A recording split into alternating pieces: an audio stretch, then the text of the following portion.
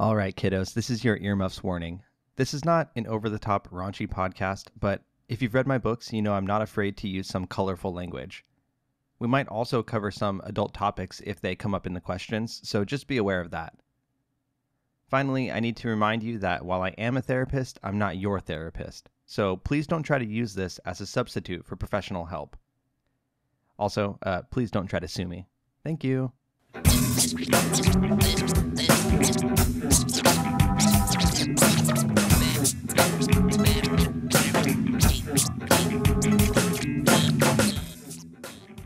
All right, what is up, ladies, gentlemen, and friends of all varieties? This is the Hardcore Self-Help Podcast, episode 64.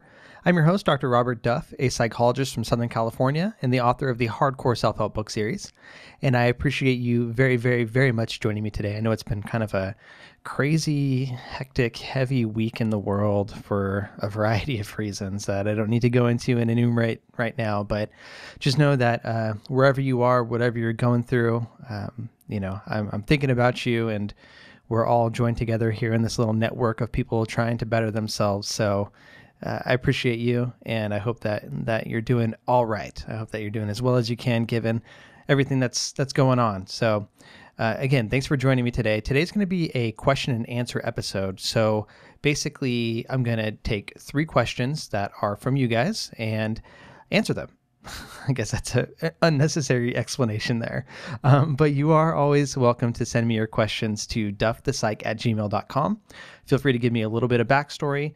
Please not too much backstory. It's really difficult for me to take questions that are like 6 paragraphs long, but a little bit of backstory is great. And then your question. And I could use some more. I've been burning through a few here, so I could use some more in the hopper. There's definitely a few still in there, but I always welcome more questions. So please do send those to me, duffthepsych@gmail.com. Next, I did want to mention I'm putting out a lot more video content. I adjusted sort of the focus of my YouTube channel, and I've also been cross-posting on Facebook. So I've been putting out a whole lot more video content. So if you're interested in seeing stuff like that from me, definitely check me out on YouTube. Just look up Duff the Psych. And if you want to look at it on Facebook, I'm cross-posting most stuff there. So just facebook.com/duffthepsych. I've included videos about like my academic journey, my thoughts on those fidget spinner things, the little spinny things that kids use in class. And I'm doing all sorts of videos like that. So if you're interested in seeing more of that from me, check me out on there. And the last thing I wanted to say before getting into the questions is that they're a little bit long, the questions themselves. So just bear with me as I'm reading through them. It's important to get through, everything that's written just to give you a good idea of what they're actually trying to ask. But there is a little pro tip for you if you just can't bear listening to so much, and taking so much of your time. You can always listen to this podcast on 1.5 times speed or even 2 times speed if you'd like. Most podcast apps, even the default podcast app on Apple, I think, has an option to change the speed. Now, people listen at different rates. I do fine with 1.5 or 2 times speed taking in the information, but sometimes people can't really keep up that fast. So just do whatever works for you. If you want to listen to it full speed, that's totally fine. But if you want to speed it up, it's worth a shot. You can get through more content in less time. So it's just an idea. You can try that out. And if you want to speed through the question, then slow down for the answer, whatever you want to. This is your experience. But that said, let's go ahead and get into the questions. Here's the first one for you. All right, it reads, I'm 30 years old. I've tried therapy on and off since age 15 for self-destructive habits, cutting, bulimia, as well as a suicide attempt. The confrontational relationship one therapist took with me made things worse. She was often suspicious of whether I was telling the truth and decided I was in denial about some problems that didn't actually affect me, and seemed confused and frustrated when her insights led to a dead end. Only when my husband came in with me to my appointments and was there to confirm to her what I had been telling her was true, we were able to make progress. However, this had the effect of feeling incredibly demeaning and making me feel invisible during a vulnerable time. A couple of times I had panic attacks following the appointments. She told me that this meant therapy was working. I was deeply rattled by the whole experience. I tried again a year later, and while the new therapist was kind and insightful, I never felt like I could fully open with her. The day before appointments, I would get anxious and nearly into a full panic by the time of the appointment. A few years have passed and I'm in a better place and no longer actively struggling with the issues previously mentioned. One significant change is that I learned I have an autoimmune thyroid disease that I'm now getting successfully treated, and this has dramatically improved my quality of life, appetite, and emotional state. However, I'm still affected by some anger attacks and persistent sadness. My mom was emotionally unstable and volatile when I was a child, and she relied on me for emotional support from the time that I was very young. I've recently come to understand that she also has many traits of narcissistic personality disorder, and I'm just starting to comprehend the profound impact of all of this on my life and mental health. I'm contemplating giving therapy another go for the betterment of my marriage, but especially so that I can be the mother my 1-year-old son deserves.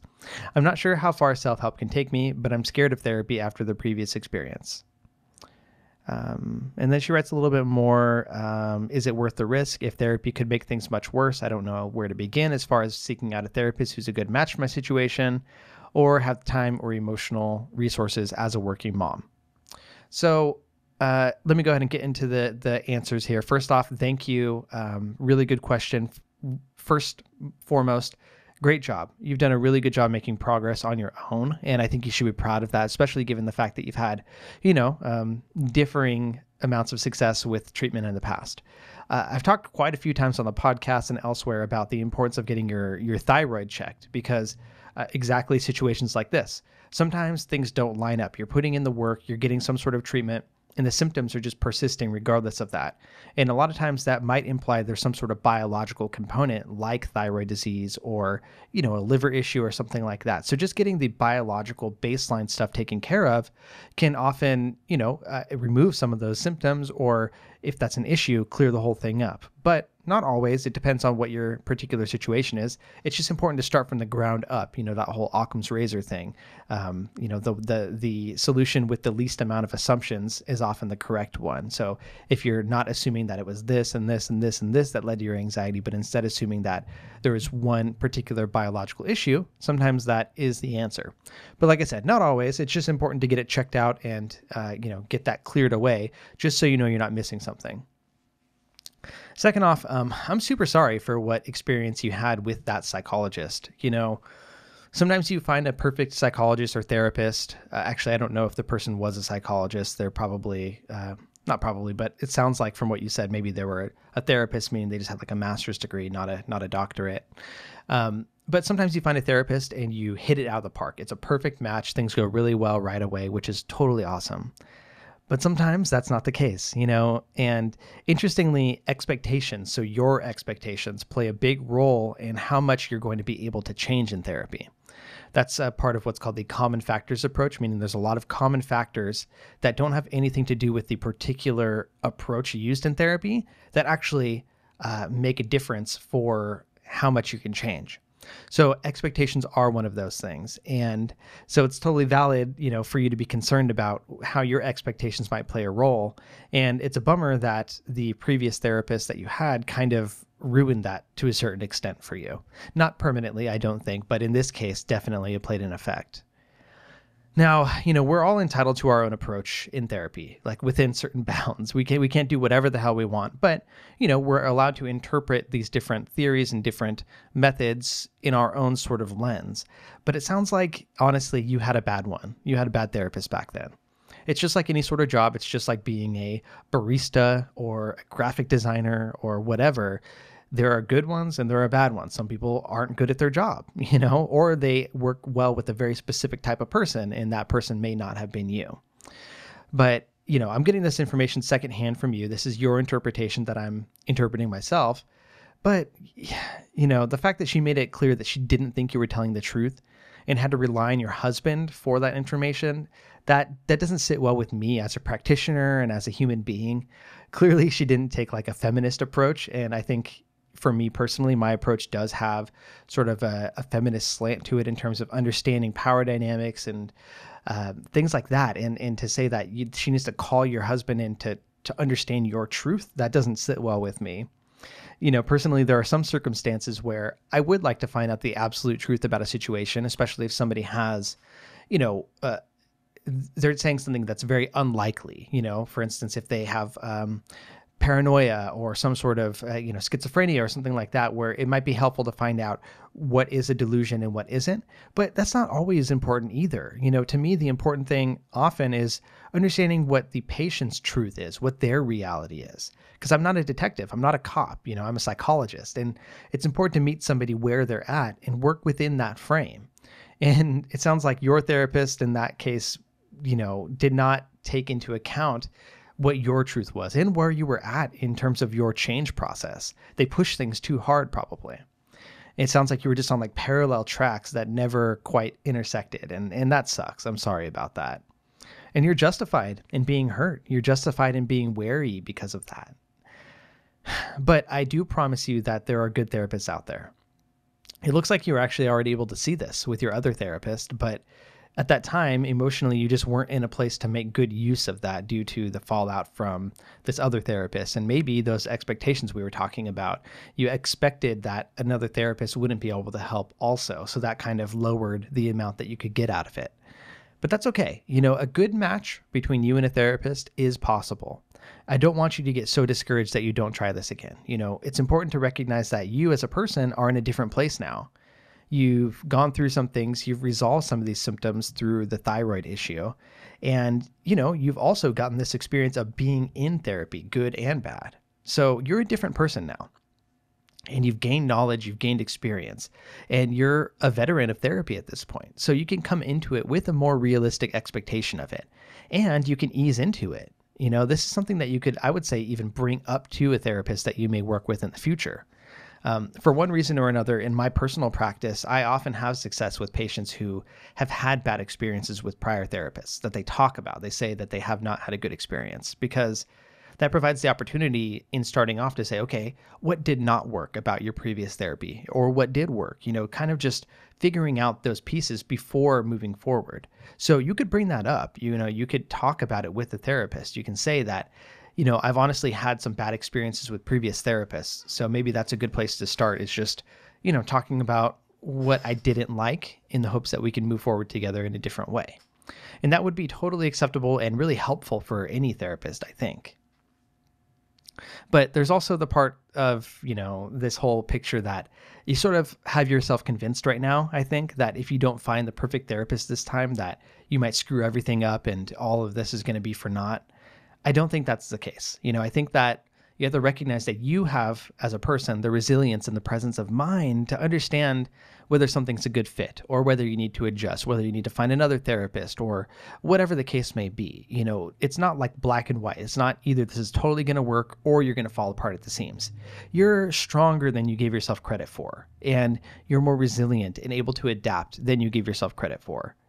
So don't worry so much about the fact that, you might get another bad egg. It's totally possible that you'll get a bad egg, but it's equally possible, or probably, I'd hope, even more possible that you're going to get somebody who's awesome. I like to think the field has more good practitioners than bad, but, you never know, and that's fine, just like any other professional you're dealing with. You kind of just take that risk and understand that if it doesn't go the right way, you can adjust from there. So that's okay. And you can ease into this. There's so many factors that go into therapy just aside from the techniques being used. And like I said, some of that is that expectation. Some of it is giving yourself permission to change, just doing something about it, being active and saying, okay, I'm going to be in a period of progress and that's okay. The fact that you're thinking about this, the fact that you're considering going back into therapy, that indicates that it might be worth a shot. You're trying to make some progress right now. But don't be afraid to set that expectation for the therapist. Like I said, you can talk about it. You don't have to worry so much about having the emotional resources for it because you can sort of dictate the pace of therapy as well as the therapist. It's a collaborative thing. You can let them know that, like, you can say, hey, I've had some bad experiences with therapists in the past, like we talked about, but you could also say, I'm worried about being too unraveled at the end of sessions to be able to get back to my life. So I was wondering if maybe we could make a transition period. Maybe the last 5 or 10 minutes, we can sort of cool down before I leave the office, just so I can get back in a good state. Maybe that involves breathing exercises or just some light music or whatever, just a rest, giving yourself a chance to recuperate and get back to a normal-ish state before you walk out the door. I don't think anybody would have a problem with that. It's important for you to understand that you are allowed to advocate for yourself. Sure, this person is an expert, but you're an expert on you, and that's totally valid. And in regards to the time resource, not having a lot of time as a mom, totally valid. I get that. My wife, she goes to therapy on and off, and that's something that she's had to contend with is like, okay, can I take the kid? Do we have the resources available in terms of money, time, blah, blah, blah. So that's totally valid. I would say that in most places you can find therapists that have late hours or weekend hours. And if those don't work out, you can also do it online. I talked about the tools that you can use to find a therapist online. So if you go to duffthepsych.com/find-a-therapist, there's a video there and a little bit of a breakdown where I show the tools that you can use online to find a therapist. And using that tool, you can sort by people that offer online therapy. So that might be one good way to do this. It's basically regular psychotherapy, but just done over something that looks very similar to Skype. And that would allow you to do it from home or from, some location that you feel comfortable in, but it doesn't involve all the same things as getting out, going to an office, sitting down for an hour, coming back, commuting, all of that sort of thing. So maybe that would fit into your life a little bit better. But all of that said, hopefully those comments were helpful to you. And I really believe that you got this, and this is going to be a great opportunity for you to move forward and, be in a different sort of period of progress, which I think could work out really well for you. So thanks a lot for asking that question.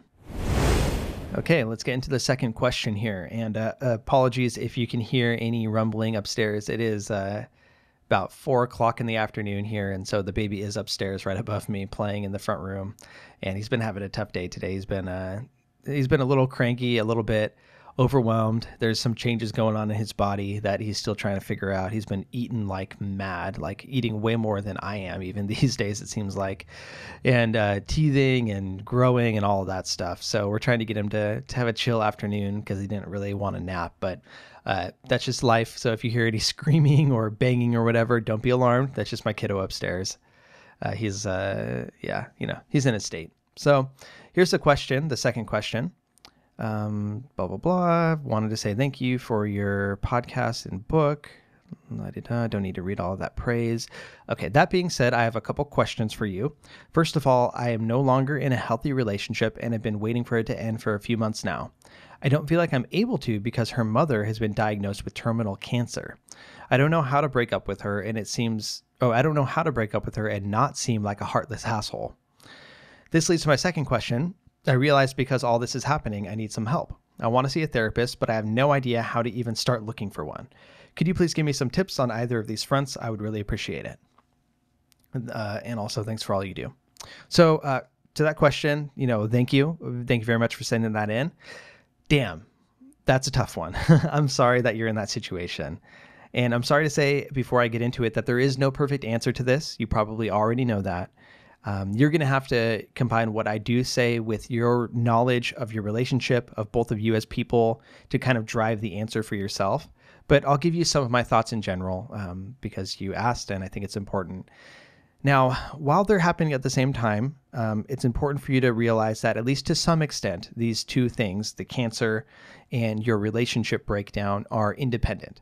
They may be related in some ways, meaning the strain on your relationship of the stress or the way that, you or her may have not been as available to each other, whatever the case may be. They can be related, but they are separate things, and they need to be able to be separate things.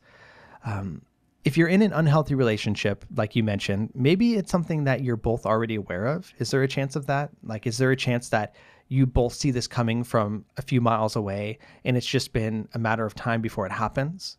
If so, if this is something that's unhealthy for her too, where it's causing her pain, maybe even actually making it harder for her to deal with her mother's health issues, in that case, it may be beneficial for you to actually just do it, to get it done with, because it may be painful and it may sting in that moment, but if it helps her in the end deal with her mom's health even better, then, that might be something that is for the best.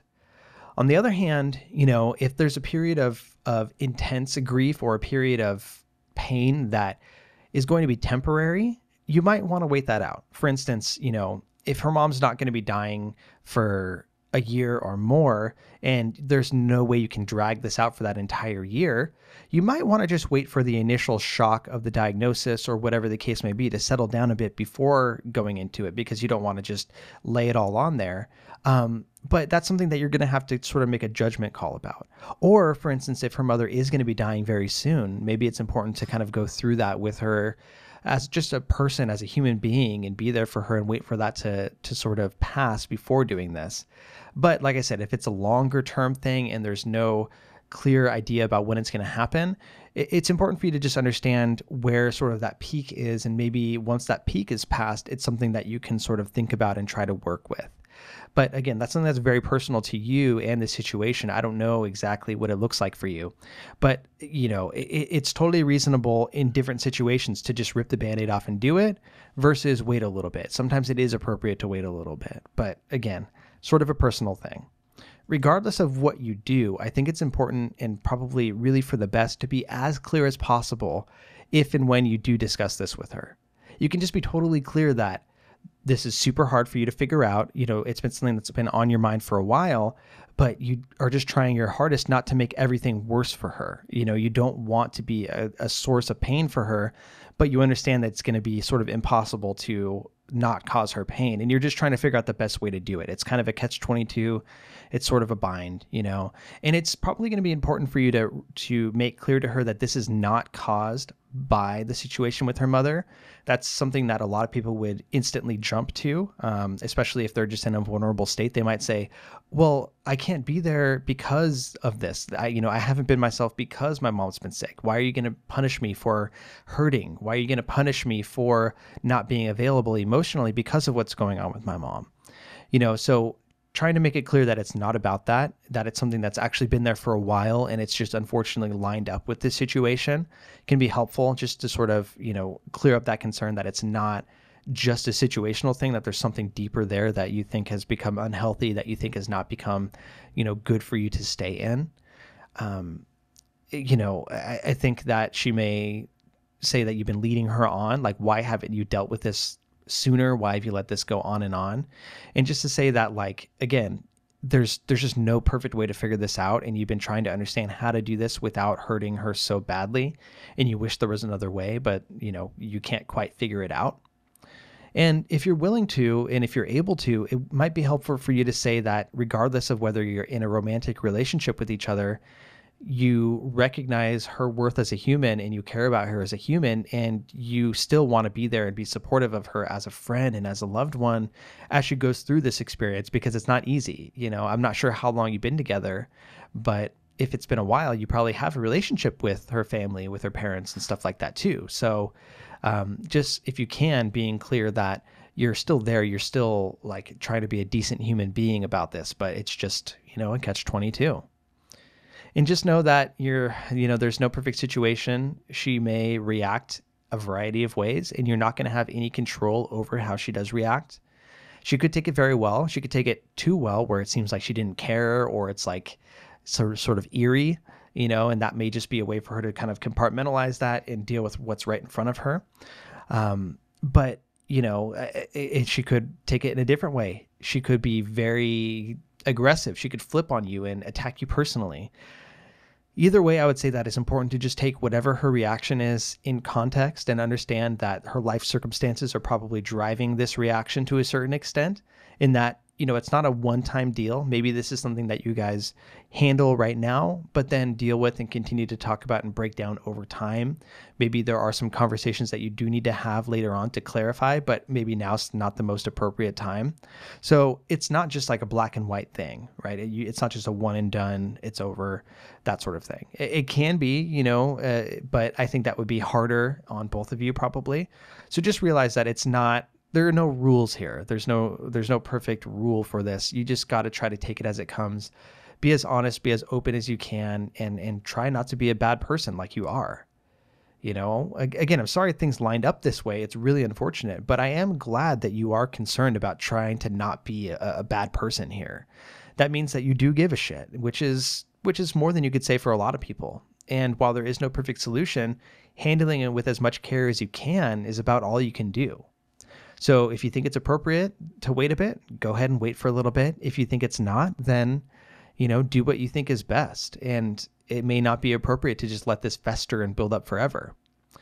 And so to your second question of, how you can get help, I think you're always allowed to get help. And if you feel the inkling, jump on it. There's no reason not to. As I said in the previous question, I have a video that breaks down how exactly to look for a therapist. Again, that's at duffthepsych.com/find-a-therapist. And then if you just go to duffthepsych.com/podcasts, you use the search bar at the top and just search for therapist or finding a therapist. There's a lot of other questions I've answered on this podcast that have to do with that. So maybe you could pick up some ideas from there as well. So that's it for my answer to this one. Like I said, it's not perfect, but hopefully that gives you some things to think about. And for all I know, maybe you've already pulled the trigger on it and gotten it done before I even answered this question. And if that's the case, hopefully this is helpful to other people who might be in a similar situation. All right, let's go ahead and get into the last question here. And that is the last question for the podcast listeners. Something new that I'm going to be doing here is I'm going to upload a bonus question on my YouTube channel just for people who watch it online. Maybe I'll put it on Facebook too. I'll probably cross-post it, but this is going to be a video-only bonus question that I'll do after this one. But for the podcast, this is going to be the last question here. Now, this one was a bit long, and there was some preamble and praise and all of that I don't need to read through. But the meat of the question starts with, here's something that I've been struggling with daily and would appreciate some thoughts and advice you might have on it. In my early childhood and continued all the way through growing up, I've been ridiculed by my family, especially my grandparents with whom I spent the majority of my time growing up. They always made fun of me, but not in the fun, joking kind of way. They told me I will never amount to anything. I wouldn't even get a job as a cleaning lady. For some unknown reason, they loved my older sister and hated me. I've been told by my mother when she was pregnant with me that my grandmother told her that hopefully the child would not be born. In short, I was made to feel stupid and worthless. Also, my father and sister, older by 6 years, have always made fun of me, but that's been more in the kind tone. Though still, whenever I said or did anything, teasing usually followed. Also, in the country where I went to school, teachers would mock students in front of the whole class if you didn't give the correct answer. And just as a side, I'm not going to read all this in the email, but the person mentioned they're from Estonia in the email, so I'm assuming that's where they went to school as well, Estonia. So just take that into context here. Continuing the question, I am shy around people. I'm afraid to speak. I blush easily, even if I have to introduce myself in a situation with more than one person. I hate attention on me. Even something as simple as being in a group of, let's say, 4 people and somebody asks where I'm from. I'm now 30 years old and I've been successful professionally. I know that other people don't assume that I'm stupid and me talking isn't a waste of their time, but I can't think my way out of it. This is disturbing my professional life as well as personal, as I'm in a business environment where I have many customer and partner meetings and I have to present things. Somehow talking to one person is usually fine, although I've noticed that I tend to get uncomfortable in those situations as well. I'm extremely afraid to say something stupid or make a mistake. I also have a strong feeling that me talking is wasting people's time, so whatever I have to say, I should just get it over with really quickly. Having done my best to self-analyze, I've realized that I need to have answers to everything to always be right, and I also have perfectionist tendencies. Are there any tips or tricks to get myself more comfortable in social situations and not be so afraid when the attention has to be on me? I could live with it being uncomfortable and suffering through it, but the fact that I blush is making it unbearable. When I know that others know that I feel embarrassed, everything gets just so much worse. So all the best to you and keep doing what you're doing. Okay, so let's get into this question here.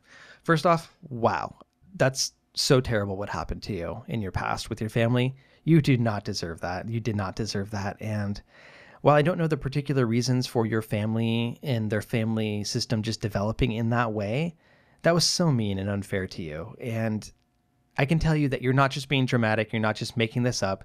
What happened to you is not right. Okay. Now, I'm not sure if it's something that's culturally related. I'm not super familiar with Estonia or wherever you grew up, but it may be culturally sort of just a thing that happens where maybe there's one child that tends to be the black sheep, one child that tends to be like the golden child. Either way, even if it is culturally informed, it's clear that it hurt you, and that's not appropriate. What it sounds like has happened is you've developed some strong social anxiety, maybe even to the point of developing what we call social phobia. And the reason I say that is you said it's impacting your work and your personal relationships. That's kind of one of the places where you draw the line as to whether this is a quote disorder or just something that's normal. But that said, it's 100% understandable why you would have developed this, why you would have become this way. And I just want to say that this does not make you a bad person in any sort of way. All right. Like you're all right. You're a good person still. And it's something that's happened to you and it's unfair and you're trying to work through it. But either way, even if you remain shy and embarrassed and socially anxious, that doesn't make you a bad person. It doesn't make you less worthwhile. But that said, so a lot of the symptoms you're experiencing now, they seem to have actually helped you out in the past. They've done you a solid, right?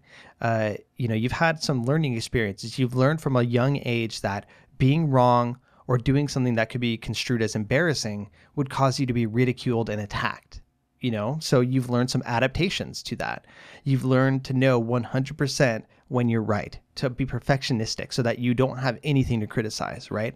If there's no room for criticizing, then you're not going to get in trouble with that. And you've also learned that you can keep your mouth shut and not interact with people to avoid these situations in the first place, which is where that shyness comes from, which is where that isolation comes from. So what's happening to you now is that you seem to be overextending these rules, not on purpose, but you had a bad family, but that doesn't mean that everybody is bad in that same sort of way. It doesn't mean that everybody's going to be hypercritical, but you find yourself applying that same rule that you learned from your family to everybody else, which gets you in trouble at work and these other situations. You're assuming that these other people are going to be as critical and care as deeply about what you're doing as your family did. And usually that's not the case. It's probably not the case in your situation since you mentioned you're able to become successful and do these presentations and all these other things. From how you talk, it's clear that some of these assumptions that you had from the past are definitely sticking with you. For instance, you said, when I know others know that I feel embarrassed. That's actually something that we would call a cognitive distortion. So kind of just an unhelpful pattern of thinking. And in particular, that one's called mind reading, because basically you're trying to read those people's minds. You're assuming that you know what's going on internally for them, what their motives are, what their opinions are. But really, you don't. It's just based on your previous experience, but you don't know what they're thinking. You don't know that they already understand that you're embarrassed or something. Blushing, as well as other symptoms of anxiety, are very meta. Like you can think about how you don't want to blush, or you can think about how you don't want to have a panic attack. And just thinking about that can make you start blushing or can make you start having panic symptoms. It's like when you feel it starting to happen, you get worked up and it just snowballs from there. And it's just a hyper focus on yourself.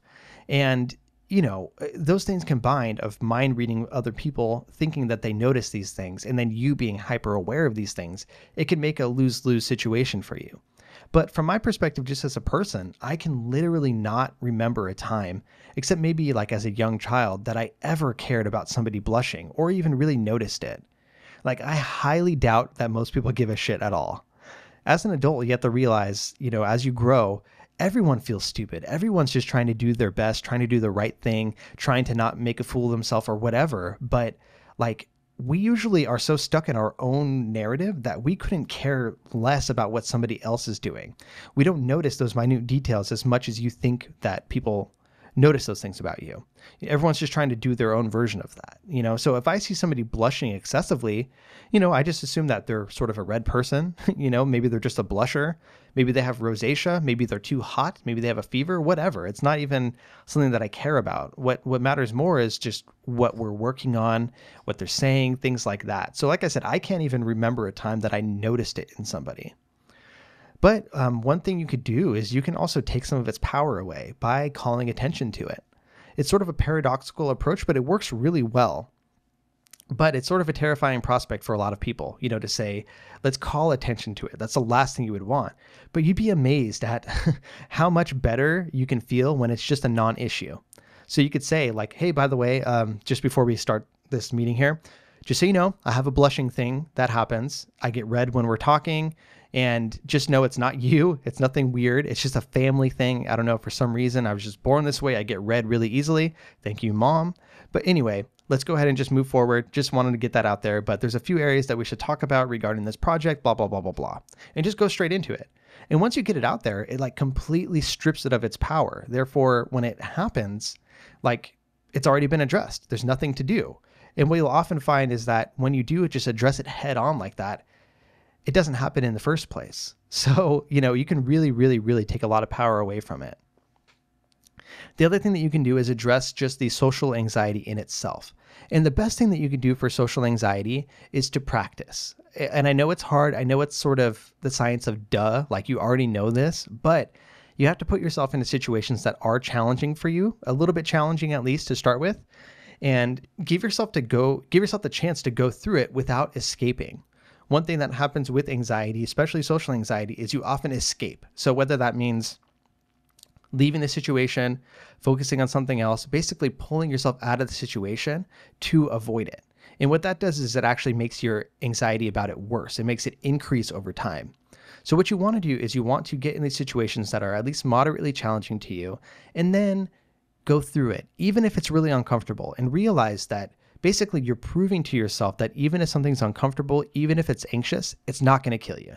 It's not going to hurt you. Everything is actually just fine. And really, the situation is probably okay, and people aren't as focused on you as you think. But you sort of have to give yourself that chance to prove it. So maybe that means instead of taking a meeting with one person, doing it with two, or talking to people in your lunchroom or whatever, going up to groups of a few people, doing these small steps toward this bigger thing that might be, talking in front of 20 people or whatever. But taking those small steps and just pushing through it, realizing that your body's going to adapt to it. Your mind, your body, they're going to sort of down-regulate when you let yourself just sit with it instead of avoiding it. You can also notice, this is kind of a funny one, but you can notice the behavior of other people that you normally take for granted.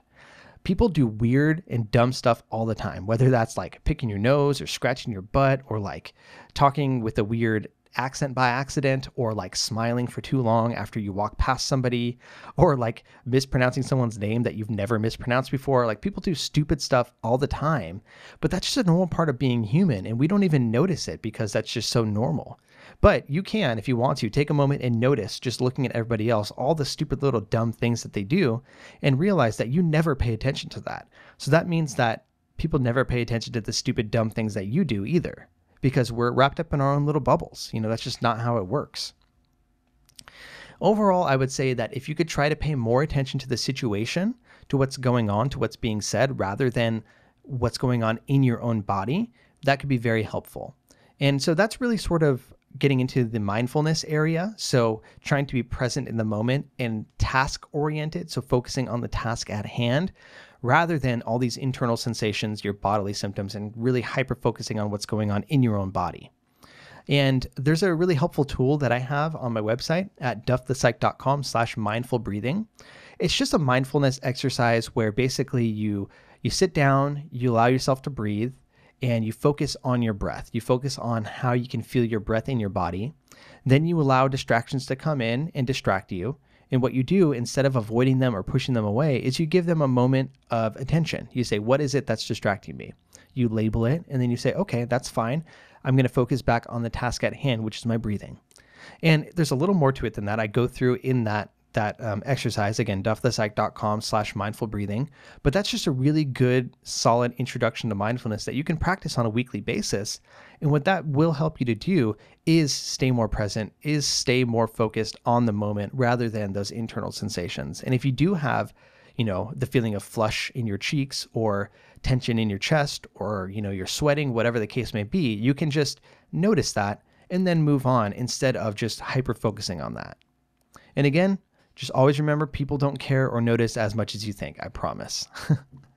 So those are my answers to that question. Thank you so much for writing in. Hopefully that's at least a little bit helpful to you. And thank you for listening all the way from Estonia. Totally cool. I love the international listeners. So thank you so much for that.